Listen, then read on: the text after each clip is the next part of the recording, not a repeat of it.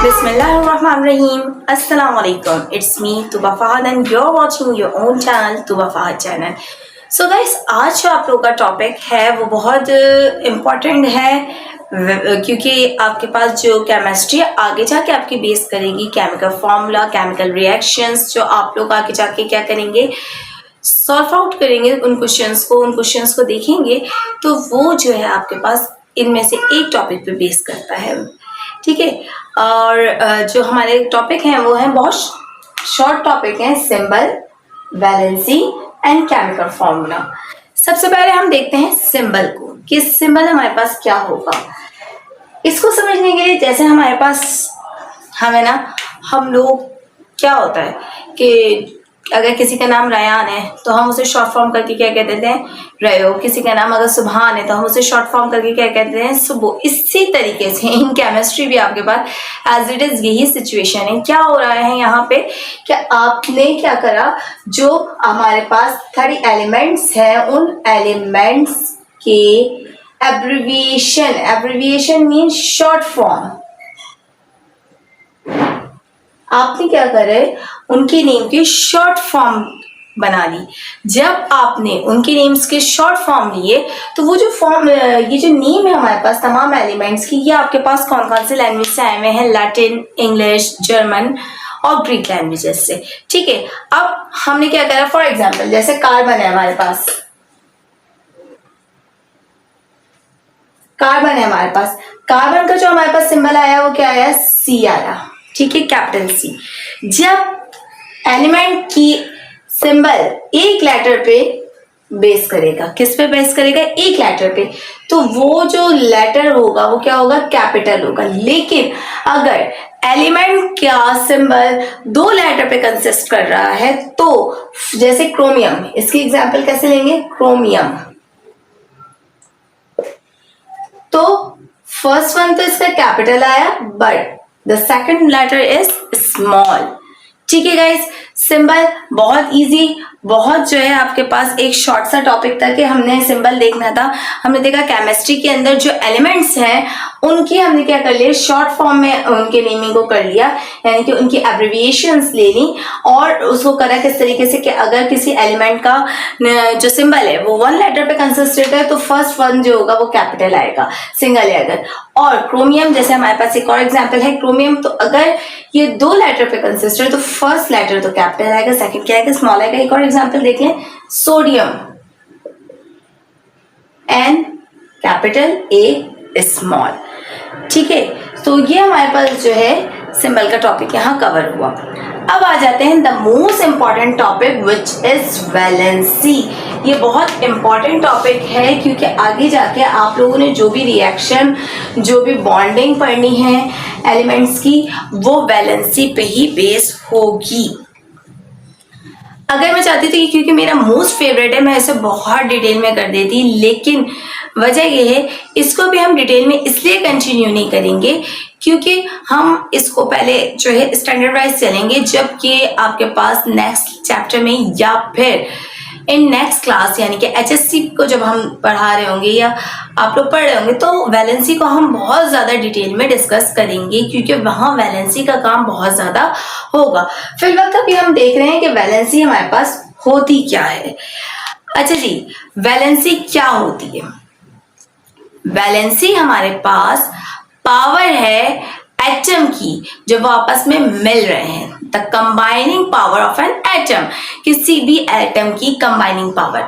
अभी आपको ये बिल्कुल इस डेफिनेशन को अगर आप रट्टा लगाना चाहें तो you can mug up it, but इसका कॉन्सेप्ट ये है कि जब भी एटम दूसरे एटम के साथ क्या हो रहा होता है, कंबाइन हो रहा होता है, तो वो उस वक्त अपने इलेक्ट्रॉन क्या कर देता है, या तो उसे दे देगा या उससे ले लेगा, या आपस में दोनों एक ही इलेक्ट्रॉन को या 2 इलेक्ट्रॉन को या 3 इलेक्ट्रॉन को शेयर कर रहे होंगे, तो शेयरिंग ऑफ इलेक्ट्रॉन होगी, ठीक है।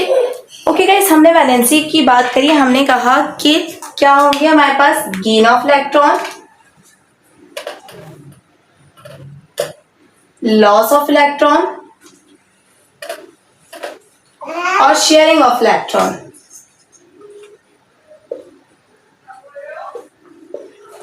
इसका इसका मैं आपको एक इजी सी एग्जांपल देती हूँ। देखिए, दो फ्रेंड्स हैं, मैं हूँ और मेरी एक फ्रेंड है, हम लोग बहुत क्लोज फ्रेंड है, हमारी बॉन्डिंग बहुत ज्यादा अच्छी है। तो जब हमारी बॉन्डिंग बहुत ज्यादा अच्छी है तो सम टाइम ऐसा होता है वो मुझे कोई चीज दे देती है। जब उसने मुझे कोई चीज दी तो मैंने क्या करा, गेन किया। सम टाइम ऐसा होता है उसे किसी चीज की जरूरत होती है और मेरे पास होती है तो मैंने उसे दे दी, तो मैंने क्या किया, लॉस किया।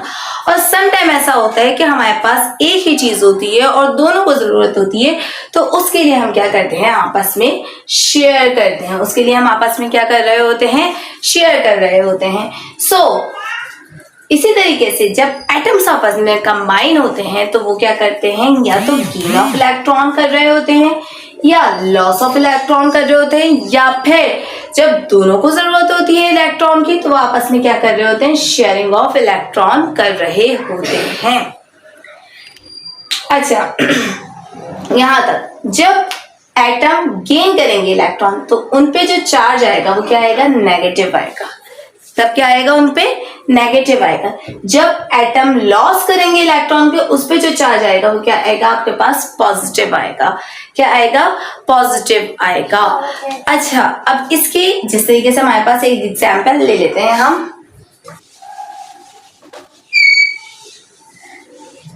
हमारा एग्जांपल है जिस तरीके से हाइड्रोजन की, हाइड्रोजन का ये क्या हो गया, हाइड्रोजन का symbol. For example hydrogen H क्या हो गया, हाइड्रोजन का सिंबल। एटॉमिक नंबर देखते हैं इसका, जब हम एटॉमिक नंबर देख रहे हैं तो क्या है, 1। अब देखिए यहां पे शेल्स है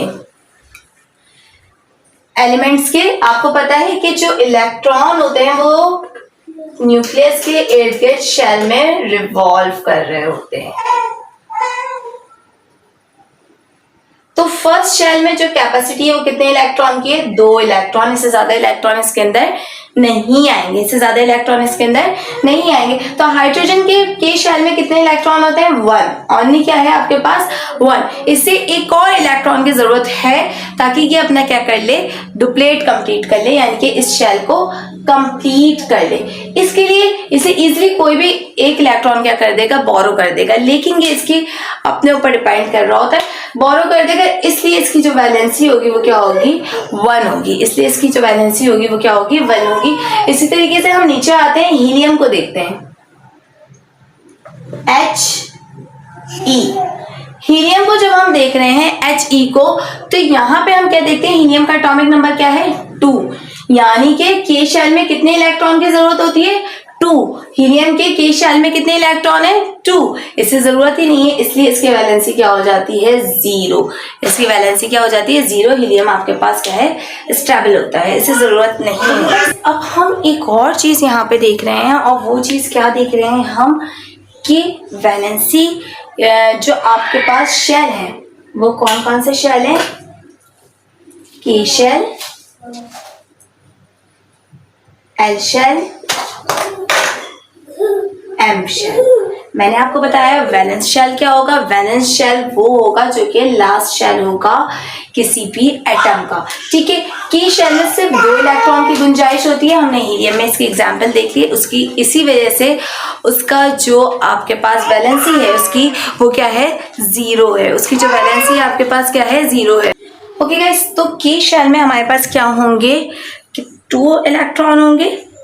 के शेल में हमारे पास क्या होंगे, 2 इलेक्ट्रॉन होंगे। L shell, M shell, N shell, इसके बाद जितने भी शेल्स आएंगे इनके अंदर अगर वैलेंस शेल के अंदर 8 इलेक्ट्रॉन पाए जा रहे हैं तो वो क्या हो जाएगा, स्टेबल हो जाएगा। ऑक्टेट रूल कहता है, ऑक्टेट रूल क्या कहता है कि आपके पास वैलेंस शेल्स में अगर 8 इलेक्ट्रॉन मौजूद हैं तो वो क्या है, आपके पास वो स्टेबल है। इसी वजह से हमने क्या कहा कि नोबल गैसेस जितनी भी हैं पीरियोडिक टेबल के अंदर वो क्या है, आपके पास उनके ऑक्टेट कंप्लीट होते हैं, इसलिए वो क्या होती हैं, बहुत ज्यादा नॉन रिएक्टिव होती हैं। अब इसको रखते हुए अगर हम एक, मैं आपको करके दिखा रही हूँ, एक एलिमेंट, इसको रखते हुए ऑक्टेट रूल को रखते हुए अगर मैं आपको एक, अच्छा जी, अब यहाँ पे हम किसको देख रहे हैं, ऑक्टेट रूल को फॉलो करते हुए मैं आपको यहाँ पे नाइट्रोजन की क्या बता रही हूँ, वैलेंसी फाइंड आउट करना बता रही हूँ। किस तरीके से होगा, देखिए फर्स्ट शेल में तो इसके कितने इलेक्ट्रॉन आ गए, 2 इलेक्ट्रॉन आ गए।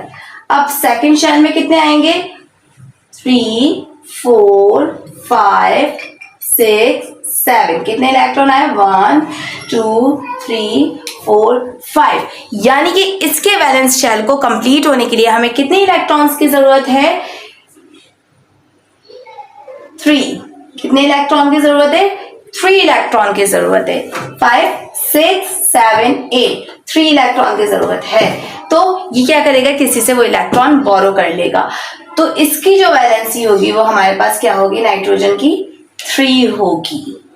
ठीक है, ये जब भी किसी एलिमेंट के साथ क्या करेगा? बॉन्डिंग करेगा, किसी के भी साथ कंबाइन होगा, तो इसको कितने इलेक्ट्रॉन की जरूरत होगी? 3 इलेक्ट्रॉन की जरूरत होगी। ये वो क्या करेगा? उसे गेन करेगा या फिर शेयर करेगा जिस एलिमेंट के साथ भी ये बॉन्ड बनाएगा। आई होप कि वैलेंसी का टॉपिक आप लोगों को बहुत अच्छे से समझ आ गया होगा। अब हम आ जाते हैं किसके ऊपर? केमिकल फॉर्मूला के अंदर। क्योंकि हमने सिंबल पढ़ा है, हमने सिंबल क्यों बनाया एलिमेंट्स के? क्योंकि हमें आगे केमिकल फॉर्मूला या केमिकल इक्वेशंस पे वर्क करना है। तो इतने लेंदी, इतने बड़े बड़े नेमिंग हम उसके अंदर नहीं लिखेंगे। हम केमिकल फॉर्मूला को जब डिस्कस कर रहे हैं तो केमिकल फॉर्मूला असल में हमारे पास है क्या? किसी भी कंपाउंड में कितने एलिमेंट है? कौन कौन से एलिमेंट है और इनकी रेशो क्या है? किस रेशो में पाए जाते हैं ये? किसी भी कंपाउंड में कौन कौन से एलिमेंट पाए जा रहे हैं और किस रेशो में पाए जा रहे हैं, ये हमें कौन बताएगा? केमिकल फॉर्मूला बता रहा होगा। केमिकल फॉर्मूला आपको क्या बता रहा है कि किसी भी कंपाउंड के अंदर कौन कौन से एलिमेंट हैं और किस रेशियो में पाए जाते हैं, ये आपके पास कौन बताएगा? आपको केमिकल फॉर्मूला बताएगा। For example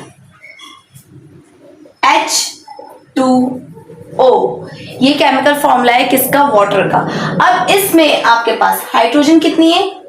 2। ऑक्सीजन कितनी है? 1। यानी कि ये केमिकल फॉर्मूला हमें ये बता रहा है कि इसमें हाइड्रोजन कितनी है? 2 और ऑक्सीजन कितनी है? 1। इसी तरीके से एग्जाम्पल है NH3। नाइट्रोजन कितने हैं यहाँ पे? 1 और हाइड्रोजन आपके पास कितने हैं? 3। यहाँ नाइट्रोजन कितने हैं आपके पास? 1, हाइड्रोजन कितने हैं? 3। इसी तरीके से CO2, कार्बन डाइऑक्साइड की बात करते हैं, तो यहाँ पे कौन कौन सा एलिमेंट है? Carbon, oxygen. कार्बन कितना है? 1 और ऑक्सीजन कितना है यहाँ पे? 2। तो ये जो है हमारे पास केमिकल फॉर्मूला क्या कर रहा होगा? आपके पास कंपाउंड में ये बता रहा होगा कि कौन कौन से एलिमेंट्स पाए जा रहे हैं और किस रेशियो में पाए जा रहे हैं, ये आपको केमिकल फॉर्मूला बता रहा होगा। आई होप आपका आज का लेक्चर आप लोगों को बहुत अच्छे से समझ में आया होगा। नेक्स्ट लेक्चर में मिलते हैं। टिल देन अपना ख्याल रखिएगा। अल्लाह हाफिज।